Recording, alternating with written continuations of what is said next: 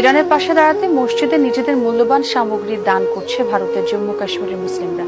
সোনার গয়না থেকে শুরু করে মূল্যবান ধাতুর বাসন বাদ নেই কিছুই।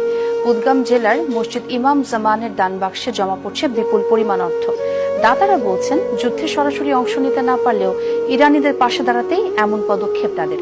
এর আগে ইরানের ওপর মার্কিন ইসরায়েলি যৌথ বাহিনীর আগ্রাসনের বিরুদ্ধে বিক্ষোভ হয় ভারতের একাধিক রাজ্যে।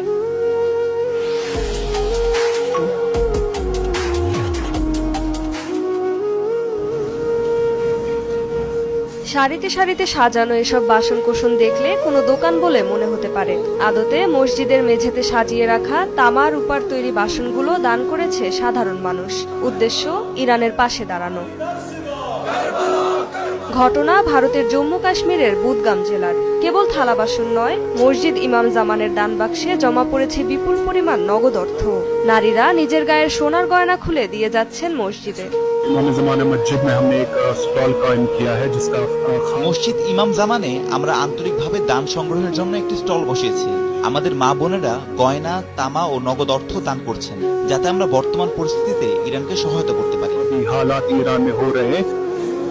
সরাসরি যুদ্ধে অংশ নিতে না পারলেও আত্মতৃপ্তির জন্য আর্থিক সহায়তার মাধ্যমে তেহরানের পাশে দাঁড়াচ্ছে এলাকাটির মুসলিমরা। এটিকে অসহায়ের পাশে ও নিপীড়কের বিরুদ্ধে দাঁড়ানোর একটি মাধ্যম হিসেবে দেখছেন তারা।